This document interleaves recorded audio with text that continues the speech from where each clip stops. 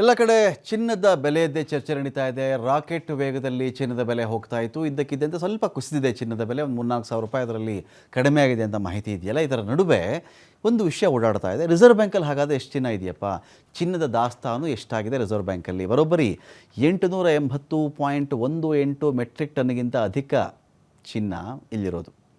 K G ಲೆಕ್ಕದಲ್ಲಿ ಹೇಳಬೇಕು ಅಂದರೆ ಇದು 8,80,180 ಕೆ ಜಿ ಆಗುತ್ತೆ. ಪ್ರಸ್ತುತ ಇದರ ಮೌಲ್ಯ 8.4 ಲಕ್ಷ ಕೋಟಿ ರೂಪಾಯಿಗಳು. ಕಳೆದ 6 ತಿಂಗಳಲ್ಲಿ 600 ಕೆ ಜಿ ಬಂಗಾರವನ್ನು RBI ಖರೀದಿ ಮಾಡಿಕೊಂಡಿದೆ. ಈ ವರ್ಷ ಏಪ್ರಿಲ್ ಸೆಪ್ಟೆಂಬರ್ ಅವಧಿಯಲ್ಲಿ 600 ಕೆ ಜಿ ಚಿನ್ನವನ್ನು ಖರೀದಿ ಮಾಡಿರೋದು. ಸೆಪ್ಟೆಂಬರಲ್ಲಿ 0.2 ಇಷ್ಟು ಮೆಟ್ರಿಕ್ ಟನ್ ಅಂದರೆ 200 ಕೆ ಜಿ ಖರೀದಿ ಮಾಡಿಕೊಂಡಿರೋದು. ಜೂನ್ನಲ್ಲಿ 0.4 ಇಷ್ಟು ಮೆಟ್ರಿಕ್ ಟನ್ ಚಿನ್ನವನ್ನು ಇವರು ಖರೀದಿ ಮಾಡಿ ಇಟ್ಕೊಂಡಿದ್ದಾರೆ. RBI ಖರೀದಿ ಮಾಡಿದಂಥ ಚಿನ್ನ 54.13 ಕಳೆದ ವರ್ಷ ಅಷ್ಟು ಚಿನ್ನವನ್ನು ಅವರು ಖರೀದಿ ಮಾಡಿಕೊಂಡ್ರು ಮೆಟ್ರಿಕ್ ಟನ್. ಬೇರೆ ದೇಶಗಳ ಸೆಂಟ್ರಲ್ ಬ್ಯಾಂಕ್ಗಳಿಂದನೂ ಕೂಡ ಚಿನ್ನ ಖರೀದಿ ಜೋರಾಗಿ ಆಗ್ತಾ ಇದೆ. ಕಳೆದ 6 ತಿಂಗಳಲ್ಲಿ ಒಟ್ಟು 166 ಟನ್ ಚಿನ್ನವನ್ನು ಖರೀದಿ ಮಾಡಿರೋದು ಬ್ಯಾಂಕ್ಗಳು. ಚಿನ್ನವು ಆರ್ಥಿಕ ಸ್ಥಿರತೆಯ ಮೂಲವಾಗಿದ್ದು ಅದರ ಸಂಗ್ರಹ ಕೂಡ ಜಾಸ್ತಿ ಆಗ್ತಾ ಇದೆ ಅಂತ.